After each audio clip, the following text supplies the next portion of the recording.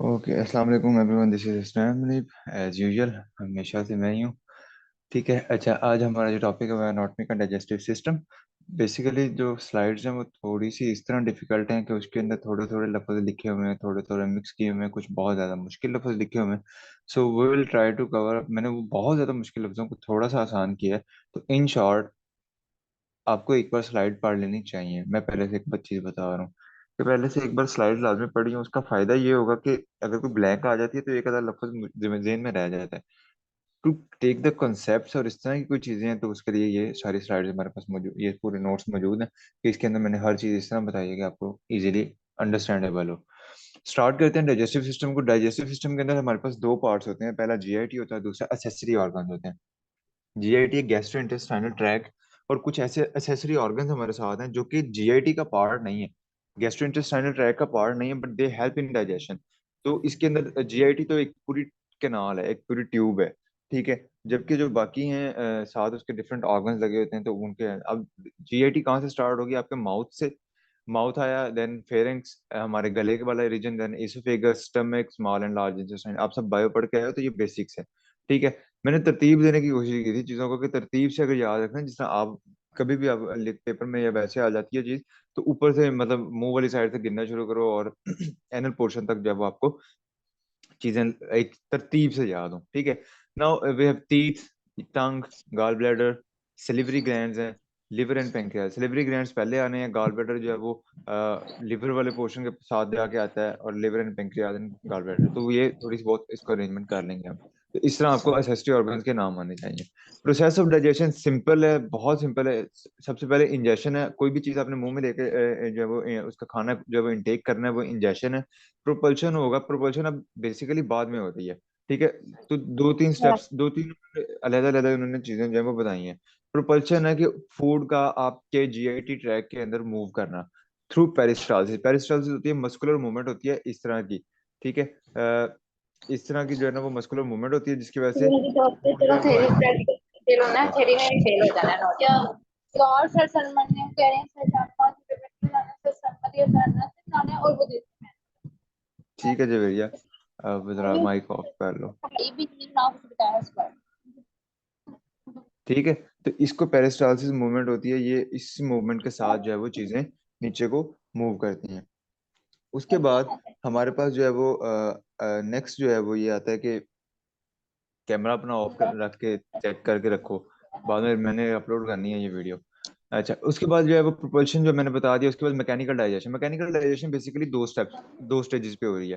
पहले ये माउथ के तो अंदर हो आज रही है, जहाँ जैसे पे दूध हम देता दांतों के साथ चीजों को चबाते हैं। काइंडली माइक और कैमरा ऑफ कर लें, ना ही ना डिस्टर्ब करें बीच में। ठीक है। और दूसरी जो मैकेनिकल डाइजेशन है वो हमारी स्टमक के अंदर हो रही है। लाइक मुंह में तो हम दांतों के जरिए जो है वो उसको करते हैं ना, और स्टमक क्या करता है? स्टमक एक्सपैंड करता है और रिलैक्स करता है, मतलब कंट्रैक्ट करता है, रिलैक्स करता है, कंट्रैक्ट करता है, रिलैक्स करता है। ठीक है। इसको हम मैकेनिकल डाइजेशन कहते हैं। तो ये दो स्टेप्स पे हो रही है। देन केमिकल डाइजेशन है। केमिकल डाइजेशन है कि जितने भी हमने फूड खाया है उसको हम उसमें करें, जितना भी हमने फूड खाया है उसको हम जो है वो उसका जो बॉडी है वो उसको मोनोमर्स, मोनोमर्स होते हैं सिंगल यूनिट्स, एक यूनिट। यानी कि अगर कार्बोहाइड्रेट खाए हैं तो ग्लूकोज में कन्वर्ट कर दे, अगर हमने प्रोटीन खाई है तो अमाइनो एसिड में कन्वर्ट कर दे, अगर हमने फैट खाया है तो फैटी एसिड्स में कन्वर्जन। उसको हम क्या कहेंगे? Chemical digestion. केमिकल डाइजेशन क्यों कहते हैं? क्योंकि इसके अंदर इंजाइम्स, हार्मोन, इस तरह के इंजाइम्स होंगे, एसिड और इस तरह की बड़ी सारी चीजें जो है वो सिक्रीशंस बहुत सारी जो है वो इसके अंदर इन्वॉल्व होंगी। अच्छा, जब चीज हमने इनटेक कर ली, प्रोपेल होगी, डाइजेस्ट, मैकेनिकल डाइजेस्ट हुई, फिर केमिकली डाइजेस्ट हुई। अब उसके बाद उसने हमारी बॉडी में अब्जॉर्ब होना है। न्यूट्रिएंट्स जो है, जो यानी कि जो मोनोमर्स की फॉर्म में न्यूट्रिएंट थे, वो हमारी म्यूकोजल मेम्ब्रेन, म्यूकोजल मेम्ब्रेन कहते हैं इंटेस्टाइनल वॉल की जो मेम्ब्रेन है उसको क्रॉस करेंगी और हमारे ब्लड या लिम्फ के अंदर इंटर कर जाएंगी। ना लास्ट स्टेप ये होगा कि जो पीछे से न्यूट्रिएंट्स के अलावा जो लेफ्ट ओवर मटेरियल होगा, जो अनडाइजेस्टेबल होगा, वो डेफिकेट कर दिया जाएगा बॉडी से। अब ये जो डाइजेस्टिव ट्रैक है, ये जो जीआईटी है, इसका मोस्ट पोर्शन जो है वो एब्डोमिनल रीजन के अंदर है। You know that large small intestine, large intestine, stomach. तो मोस्ट ऑफ द पोर्शन जहाँ पे डाइजेशन हो रही है वो सारा का सारा पेरिटोनियम हमारी एब्डोमिनल कैविटी के अंदर है। एब्डोमिनल कैविटी को एक लेयर जो है वो बाइंड करती है। इसको जरा गौर से समझना कि यहाँ पे थोड़ा सा कंफ्यूज ना हो जाना। अब बेसिकली हो ये रहा है कि पेरिटोनियम जो है वो तो membrane that lines the abdominal cavity and cover the organ with in it. ठीक है, ये बात तो आपको क्लियर हो गई कि एब्डोमिनल कैविटी के अंदर जो एक लेयर होती है ना, एब्डोमिनल कैविटी की जो लेयर होती है, इसको हम क्या कहते हैं, पेरिटोनियम। और ये ऑर्गन्स को कवर अप करती है। अब इसके अंदर दो लेयर्स हैं इसकी। Visceral peritoneum cover the external surface of most digestive organ, और parietal peritoneum lines the body wall. अगर मैं इसको जूम इन करके आपको यहाँ पे दिखाऊं तो ये देख सकते हो कि पेरिटल पेरिटोनियम कौन सी है, जो आउटर साइड पे है। मतलब ये एब्डोमिनल कैविटी है सारी हमारी, ये सारी क्या है, एब्डोमिनल कैविटी है। और जो इसकी आउटर लेयर है, यानी कि वो लेयर जो हमारी पेट की वाली स्किन के साथ अटैच्ड है, वो पेरिटल लेयर है। और यही लेयर जब इनर साइड को आती है, मतलब इसके ये वाली साइड क्या होगी, इनर, यहाँ पर ऑर्गन्स हैं, ये इंटेस्टाइन्स हैं, यहाँ पर इंटर पेरिटोनियल ऑर्गन्स, यहाँ पर ऑर्गन्स प्रेजेंट है। ठीक है, तो यही वाली लेयर जब इन मूव हो के अंदर वाली साइड पे आती है, तो इसका क्या नाम है, विजरल पेरिटोनियम। यानी कि पेरिटोनियम डबल लेयर हो गई, ये दो लेयर हो गई ना, एक ये लेयर है और एक ये लेयर है। ठीक है, तो बाहर वाली लेयर को पेरिटल पेरिटोनियम कहेंगे, जो कि हमारे स्किन, ये एब्डोमिनल वॉल के साथ लगी हुई है। और जो इनर है, यानी कि अंदर जो ऑर्गन्स मौजूद हैं, उस वाली साइड पे जो पेरिटोनियल की लेयर होगी, उसको हम क्या कहेंगे, विजरल पेरिटोनियम कहेंगे। उसके बाद कहते हैं peritoneal space, fluid field space that separate visceral and peritoneum. अब ये जो इसके अंदर ये सारा रीजन है, ये वाला, ये सारा, ये जो डार्क ब्राउन कलर का है, इसके अंदर सारा फ्लूइड फील्ड होता है। ठीक है, ये इतनी ज्यादा नहीं होती, जब आप ऑर्गन करोगे तो ये स्पेस काम है। तो ये सारा एरिया क्या है, इसके अंदर फ्लूइड फील्ड स्पेस है, जो कि पेरिटोनियल और विजरल पेरिटोनियल, जो कि पेरिटल और विजरल पेरिटोनियम को सेपरेट आउट करती है। ठीक है, उसके बाद जो है हमारे पास आगे चलते हैं, तो आगे हमारे पास आती है mesentery. Double layer of peritoneum starting from posterior body wall and extending till organ, thus its sword organ and linked vessels and nerves। Basically जब ये पीछे से जो पेरिटोनियम की जो वॉल है, जब ये पीछे से आ रही है और यहाँ पर आके ये क्या कर रही है, ये डबल लेयर बन रही है, एक ये लेयर एक ये लेयर। तो ये पैरेलल दो लेयर बन रही हैं, जो कि पीछे से, ये हमारी वर्टिकल कॉलम आ गई व्हाइट वाली। ठीक है, तो यहाँ से ये दो लेयर जो बैकवर्ड से आगे को आ रही हैं, दो लेयर्स, इसको हम क्या कहेंगे, मिजेंट्री। ये पेरिटोनियम ही की लेयर है। ठीक है, और इनको हम क्या कहेंगे, मिजेंट्री। और इसका पर्पस क्या होगा कि यहाँ से सपोर्ट लेके ऑर्गन को सपोर्ट करना है। ठीक है, अब ये फर्ज कर लो ऑर्गन है, तो मिजेंट्री ने, या ये ऑर्गन्स पड़े हुए हैं, मिजेंट्री ने इनको एक पोजीशन दी हुई है, इनको पकड़ के रखा हुआ है। और पीछे से ये इस इसके साथ, ये वर्टिब्रल कॉलम है, इस रीजन के साथ, यार ये बीच में स्पेस नहीं है, अटैच्ड हो गई, यार इसी बात है, पॉइंट्स के साथ। ठीक है, तो इसको वो उसने क्या किया हुआ है, सपोर्ट किया हुआ है ऑर्गन को, ये सारी स्पेस फ्लूइड फिल्ड स्पेस है। ऑर्गन जो है वो यहाँ से यहाँ नहीं आ सकता, यहीं रहेगा। ठीक है, तो काइंड ऑफ सपोर्ट देती है इन ऑर्गन्स को भी, और इनसे लिंक्ड नर्व्स को, वेसल्स को, जो भी इन तक सप्लाई पहुंचा रहे हैं, उन सबको भी ये सपोर्ट करती है।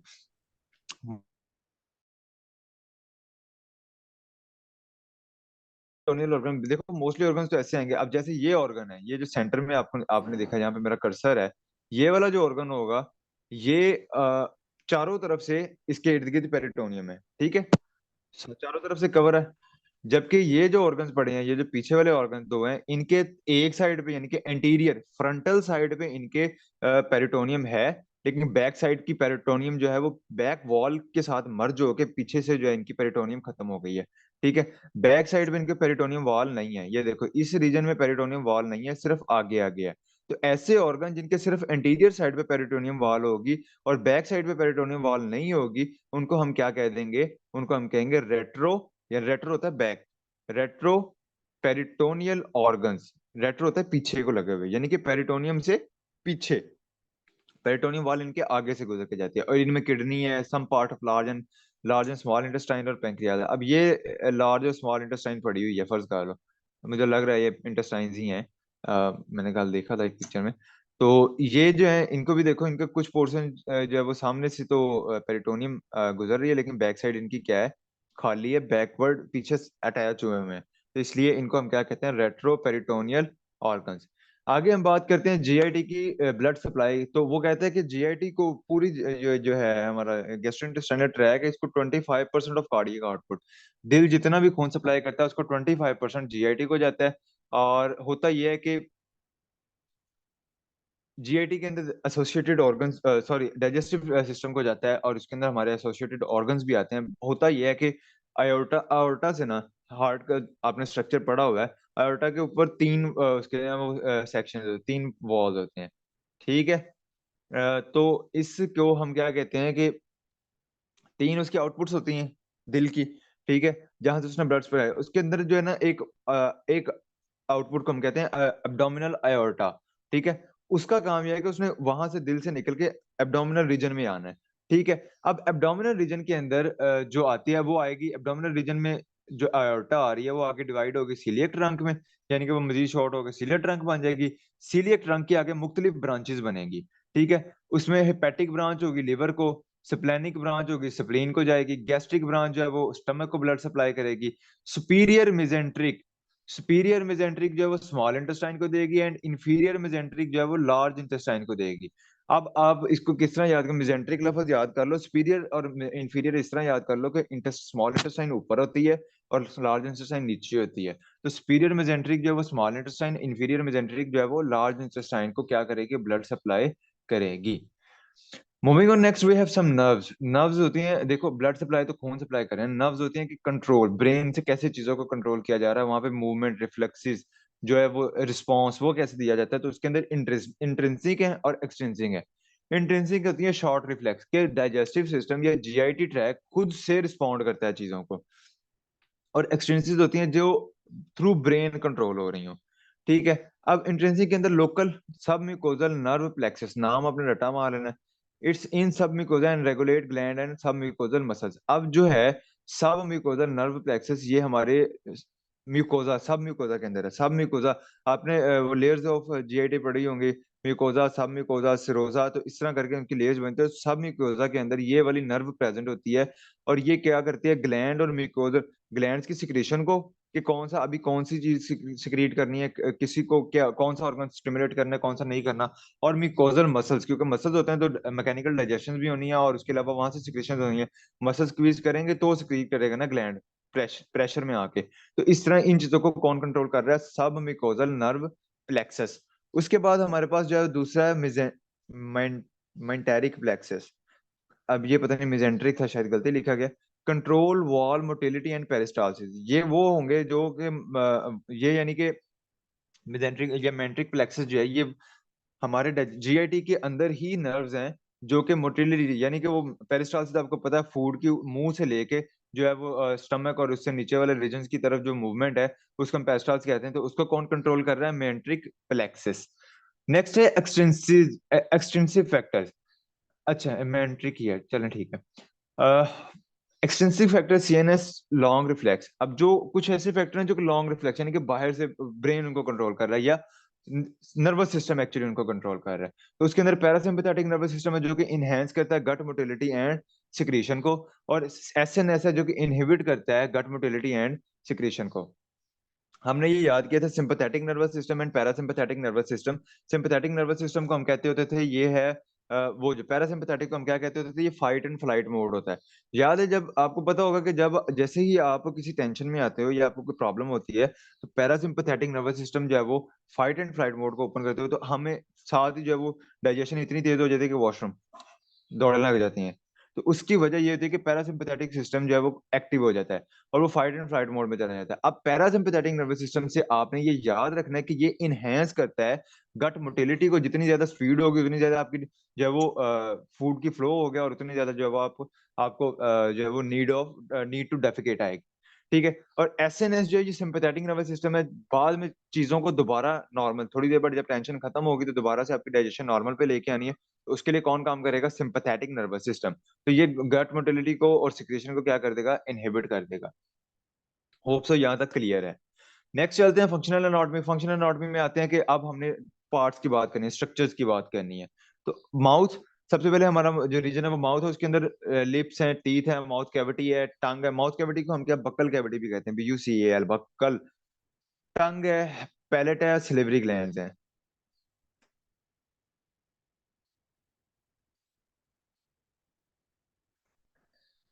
ओके, लेट मी जस्ट, बच्चों लेक्चर पे ध्यान दे रहे हो, बैटरी पे कोई ध्यान देख रहा है, कोई माइक पे दे रहा है, कोई ये चेक कर रहा है कि टैब कौन कौन सी खुली हुई है। अच्छी बात है। खैर खैर आगे चलते हैं। तो हमारे पास जो है वो ये एनाटॉमी आ गई है कि इसके अंदर जो है वो बॉडी के पार्ट्स के हवाले से हम बात करते हैं, तो जीआईटी ट्रैक की पूरी बात करते हैं। माउथ के रीजन के अंदर हमारे पास लिप है, लिप्स के पीछे टीथ है, टीथ से पहले पीछे हमारे पास माउथ कैविटी है, माउथ कैविटी से पीछे के दरमियान में टंग है, टंग से पीछे पैलेट आता है, और पैलेट से नीचे सलिवरी ग्लैंड है। ये माउथ के पार्ट है। बात करते हैं लिप्स की। लिप्स जो है वो उसने वहां पर थोड़ा सा औखा करके लिखा हुआ था, सिंपल से बात है।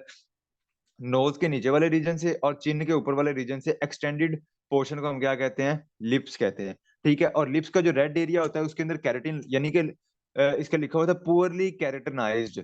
तो इसका मतलब ये है कि उसके अंदर लो कैरेटिन है, और उसके अंदर स्वेट ग्लैंड्स भी नहीं होते। कभी भी होंठों के ऊपर पसीना नहीं आता, लाल पोर्शन के ऊपर पसीना कभी भी नहीं आता। ठीक है। तो इसके अंदर कैरेटिन लो है, और इसके अंदर स्वेट ग्लैंड्स नहीं होते रेड पोर्शन के अंदर। और लिप्स क्या है? चिन का, हमारी जो चिन है उसका अपर मार्जिन, और जो नोज है उसका लोअर मार्जिन, ये अगर एक्सटेंड हो जाए तो हमारा लिप बन जाता है। तो लिप्स के बाद उसने जो है वो टीथ की उसने डिटेल आनी है, उसके बाद पैलेट की आनी है। मतलब आप पूछेंगे माउथ कैविटी की डिटेल नहीं उसने दी हुई, बाकी सारों की उसने डिटेल दी है। Mouth cavity general buccal cavity.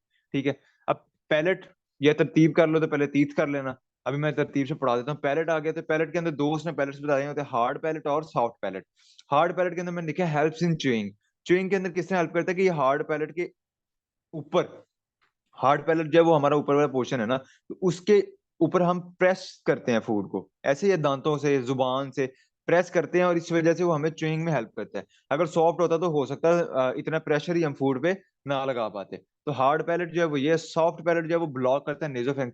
आप अपनी जुबान को अपनी मुंह की छाती पे लगाए ना, तो छात सॉरी, जो भी है, इसको पहले आपका हार्ड पोर्शन है, और पीछे जाते जाते ये सॉफ्ट हो जाता है। तो आगे वाला जो हार्ड पोर्शन है वो हमें हेल्प करता है कि हम च्यू करें फूड को। और मुझे पता है 23 बंदे हैं, 20 ने तो किया ही होगा, ये जुबान लगाई होगी। सॉफ्ट पैलेट जो है वो पीछे होता है, और इसकी सॉफ्ट जो है, इसका पर्पस क्या है कि नेजोफेरिंक्स को ब्लॉक करता है स्वेलिंग। जब हम खाना खा रहे होते हैं तो ये नेजल पोर्शन को भी और फेरिंग्स पोर्शन को भी उसको ब्लॉक कर देता है, क्योंकि सॉफ्ट होता है तो आपस में जुड़ जाएगा, ये बंद हो जाएगा। ठीक है। बंद होके ये क्या करता है, ताकि फूड जो है वो ना तो नाक में जाए, और ना ही हमारे ब्रीदिंग ट्रैक में चला जाए। नेक्स्ट है टंग। टंग जो एक मस्कुलर ऑर्गन है, जो कि इंटरलेस्ड मसल फाइबर से मिलकर बनी होती है। यानी कि मसल, आपको जुबान के ऊपर एक स्ट्रक्चर पता है जिस तरह ना धागे बने हुए हैं, तो फाइबर्स होते हैं ना। तो फाइबर ये इनको कहते हैं, and that help to grip food, mix it with saliva, and compress it to make bolus. सेवन नहीं आना, एंड आना है। ठीक है। तो इन शॉर्ट वो क्या कहते हैं, जो टंग है उसका, उसके ऊपर ऐसे फाइबर्स बने होते हैं जो कि फूड को ग्रिप करते हैं, उसको सलाइवा के साथ मिक्स करने में हेल्प करते हैं, और उसके बाद उसको कंप्रेस करते हैं। कंप्रेस से बनाते हैं दबाना, और उसको बोलस बना देते हैं। बोलस क्या होता है? The food material passing the mouth cavity into the oesophagus is called bolus. वो जो बनता है उसका एक ठीक है। उसके अलावा ये टेस्टिंग में हेल्प करता है, स्पीच में हेल्प करता है, और आगे उसके हैं स्ट्रक्चर डिफरेंट। बेसिकली इस टंग को उन्होंने चार हिस्सों में डिवाइड किया हुआ है। Filiform, papillae. पेपिले लफ्ज आपने लाजमी याद करना है, जो है वो टंग के लिए स्पेसिफिक है, और बाकी आपने याद कर लेने हैं ऐसे ही कि बाकी लफ्ज क्या है। मैं करवा देता हूँ।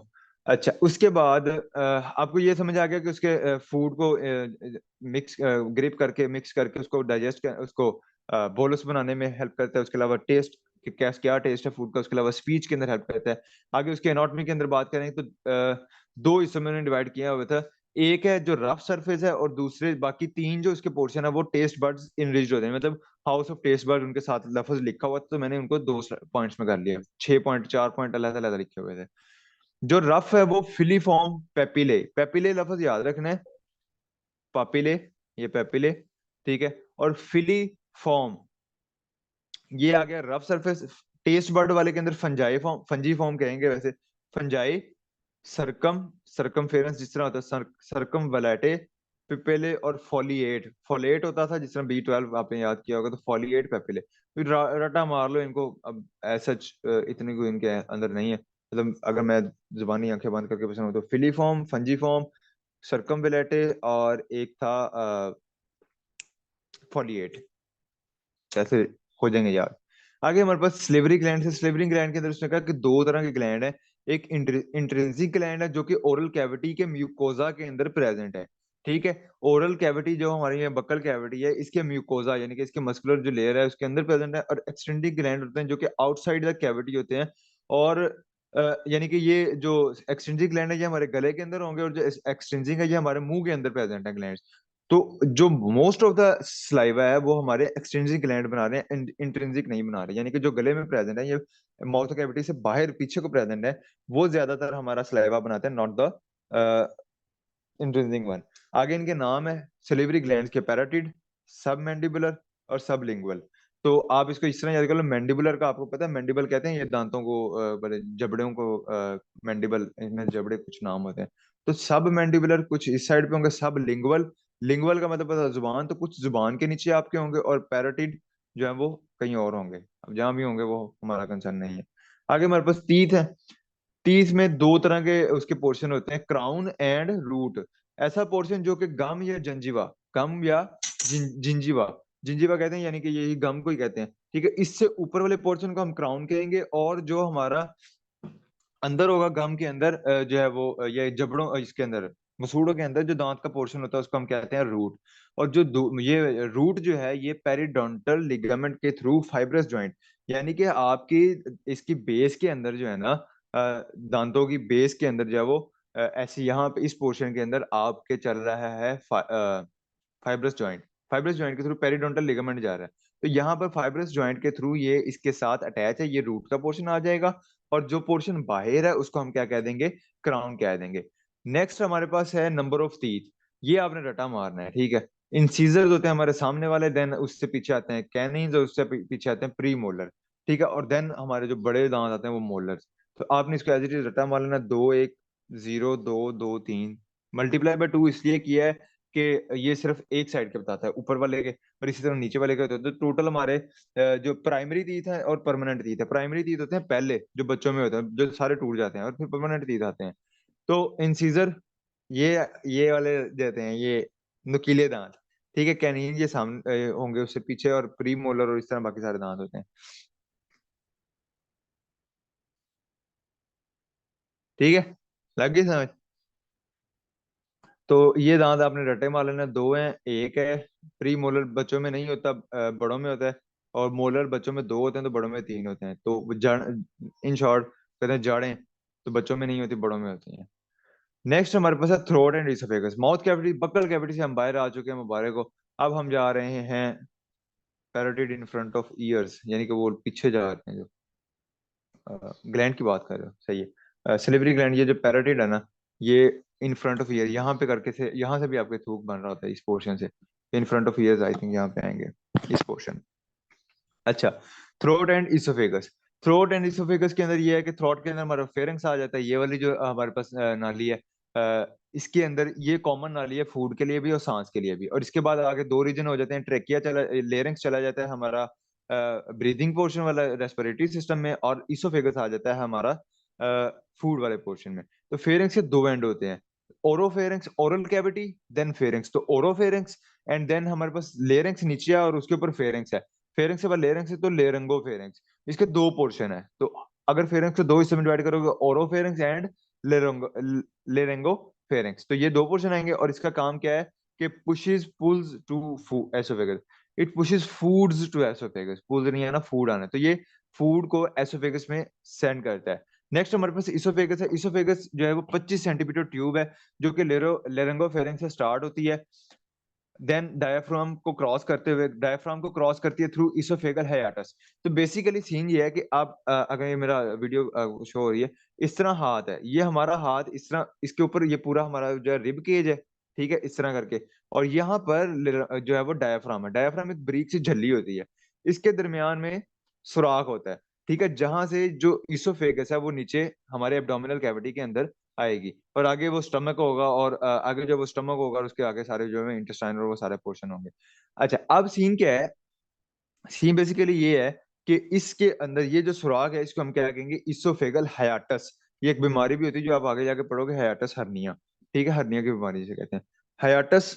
ये पोर्शन है, इस सुराग है जिससे वो डायफ्राम को क्रॉस कर रही है। तो पहले लेरेंगोफेरिंग से लेके वो डायफ्राम तक आई, ठीक है। अब डायफ्राम से आगे वो जो है डायफ्राम को क्रॉस करेगी थ्रू इसोफेगल हाइएटस, और उसके बाद वो स्टमक में एंटर कर जाएगी through gastro oesophageal cardiac sphincter, जिसे हम कहते हैं। स्फिंक्टर कहते हैं कोई भी वॉल्व, कोई भी वॉल्व जो कि किसी फ्लो को रोक सकता हो, ठीक है, जिस तरह वॉल्व हमारे पाए वाले होता है। स्फिंक्टर लगा होता है बिल्कुल स्टमक की एंट्री के ऊपर। जो स्फिंक्टर होगा उसको हम क्या कहते हैं, कार्डियक स्फिंक्टर। कार्डियक स्फिंक्टर क्यों कहते हैं, क्योंकि ये दिल वाली साइड पे है ना। और इसको हम और एक और नाम देते हैं गैस्ट्रो इसोफेगल। गैस्ट्रो कहते हैं, गैस्ट्रो के लिए हम गैस्ट्रिक वर्ड जो हम स्टमक के लिए इस्तेमाल करते हैं, और इसोफेगल जो है वो इसोफेगस है। तो cardiac sphincter a physiologic sphincter that keep oesophagus closed when empty. तो वो ऐसा फिजियोलॉजिक स्फिंक्टर है, फिजियोलॉजिक स्फिंक्टर है ये। फिजियोलॉजिक इसलिए कहा जाए क्योंकि इसका फंक्शन से रिलेटेड है ना, फंक्शनल है ये। ठीक है, इसका कोई स्ट्रक्चर ऐसा नहीं है, फंक्शन होगा इसका तो ये ओपन होगा, फंक्शन नहीं है तो ये बंद रहेगा। अब फूड आएगा जब, तो ये ओपन होगा, और जब फूड नहीं होगा इसोफेगस के अंदर तो ये क्लोज रहेगा।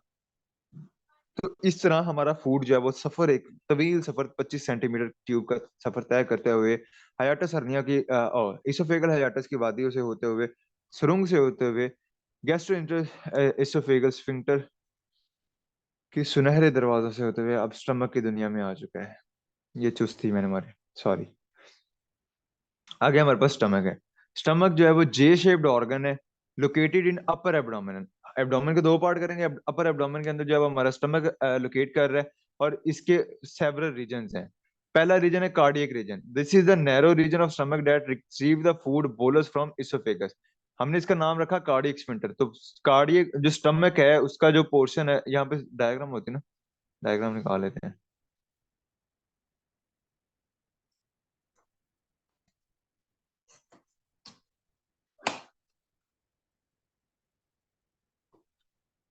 हुजूर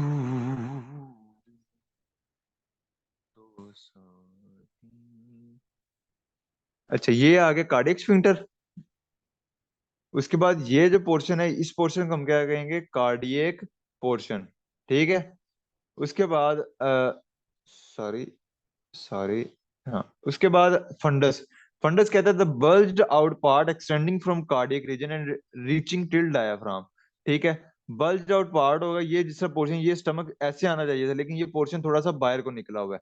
इस पोर्शन को हम क्या कहेंगे, bulged out part of stomach, जो कि इसोफेगस। अब इसोफेगस वो डायफ्राम जो है वो यहाँ पे इस तरह बनी होगी, इस तरह लेयर है, तो डायफ्राम तक वो एक्सटेंड हो रहा होगा। नेक्स्ट है हमारे पास बॉडी। बॉडी जो है वो स्टमक का मिड पोर्शन होगा, रंजे, mucosal fold in inner lining of stomach that help muscle to expand and accommodate. Basically होता क्या है कि ये जो स्टमक की ये लाइनिंग है ना, इनर लाइनिंग, ठीक है, इसके अंदर म्यूकोजल लाइनिंग होती है। ये देखो इसके अंदर स्ट्रक्चर आपको नजर आ रहा हो, शायद लाइनिंग लगी हुई है।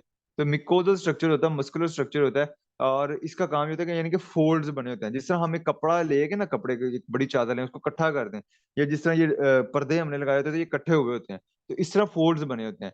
तो इसकी वजह क्या है कि अगर फूड आए तो ये एक्सपैंड कर दें, और इनके पास एबिलिटी हो कि ये ज्यादा सारे फूड को क्या कर सकें, उसको मैनेज कर सकें, उसको कवर अप कर सकें। राइट। नेक्स्ट हमारे पास है pyloric antrum. The funnel shape portion narrows to form pyloric canal. Pylorus, the pylorus is the lower part of stomach that connect to the small intestine. Pyloric sphincter ये muscular ring होगा। अब यहाँ से समझाता हूँ। ये हमारा पाइलोरस एंट्रम आ गया, यानी कि ये एक पोर्शन आ गया, ठीक है, लोअर पोर्शन है। इससे आगे फनल शेप स्ट्रक्चर है, ये फनल बनी है। फनल कहते हैं वो कुपी सी जिसे कहते हैं, कुपा पर है दुआमा था। ठीक है, ये इसको हम कहेंगे फनल पोर्शन, इसको हम कहेंगे पाइलोरस। यहाँ पे लगा होगा स्फिंक्टर। स्फिंक्टर वही कंट्रोल करेगा कि स्टमक से किस तरह फूड जाए वो अगले पोर्शन में जाए, और कितना कितना जाए। वो स्फिंक्टर आ जाएगा। वॉल्यूम वो आगे बताता है कि स्टमक जो है वो एक टाइम पे 4 लीटर जो है वो फूड को एट अ टाइम मैक्सिमम इतना 4 लीटर जो है उसको कवर अप कर सकता है। नेक्स्ट है function of stomach. Function of stomach के अंदर ये है कि स्टमक का यही फंक्शन होता है, बेसिक फंक्शन ये है कि इसने फूड को स्टोर करना है, उसके अंदर मैकेनिकली डाइजेशन करवानी है, केमिकली डाइजेशन करवानी है, और देन फूड को आगे स्मॉल इंटेस्टाइन में भेज देना है। ठीक है, एक काम। दूसरा, प्रोटीन की डाइजेशन भी स्टमक के अंदर होती है। होता यह है कि पेप्सिनोजिन रिलीज पहले हमारा एक म्यूकस रिलीज होता है, म्यूकोजल वॉल बनती है स्टमक के इर्द गिर्द, ताकि म्यूकस जो स्टमक की वॉल है उसे कुछ ना हो, अपने घर का बेदी जो है वो लंका ना डाले, इसलिए पहले से म्यूकोजल वॉल एक रखी जाती है। ठीक है। उसके बाद रिलीज होता है पेप्सिनोजिन। पेप्सिनोजिन एक एंजाइम है जो कि इनएक्टिव फॉर्म में है। HCl आएगा, HCl उस पेप्सिनोजिन को क्या कर देगा, मतलब उसके बाद HCl रिलीज होगा ना, HCl के बाद पेप्सिनोजन, पेप्सिनोजन इनएक्टिव फॉर्म में, जैसे ही वो HCl के साथ रिएक्ट करेगा, एसिडिक इन्वायरमेंट होगा तो वो पेप्सिन बन जाएगा। जब वो एक्टिव होकर पेप्सिन बन जाएगा, फिर वो पेप्टाइड बॉन्ड की ऐसी की तैसी फेर देगा। जब पेप्टाइड बॉन्ड टूटेंगे तो डेफिनेटली हमारी प्रोटीन क्या हो रही है, डाइजेस्ट हो रही है। उसके अलावा स्टमक के अंदर रेनिन भी जो है वो हो रहा है, रिलीज हो रहा था, जो कि कैसीन प्रोटीन होती है, मिल्क प्रोटीन, मिल्क के अंदर प्रोटीन होते हैं कैसीन प्रोटीन, वे प्रोटीन। उसको वो क्या कहता है, सिक्रीटेड इन इन्फेंट्स। तो इन्फेंट्स के अंदर ये सिक्रीट होता है, और इसके उसके हेल्पफुल करता है कि कैसीन को किस तरह इसने डाइजेस्ट करना है, बिकॉज इन्फेंट्स का जो डाइजेस्टिव सिस्टम है इतना अच्छा नहीं होता, तो उसके अंदर प्रॉपर डाइजेशन चाहिए होती है, और वो टोटली मिल्क बेस्ड होते हैं ना। It's secrete intrinsic factor. दूसरा फंक्शन क्या है कि स्टमक ऐसे फैक्टर्स को रिलीज करता है, इंट्रिंसिक फैक्टर, जिनका नाम है, जो कि B12, जो हमने पढ़ा विटामिन B12, उसकी जो है वो डाइजेशन या एब्जॉर्प्शन के अंदर जो है वो बड़े इंपॉर्टेंट रोल प्ले करता है।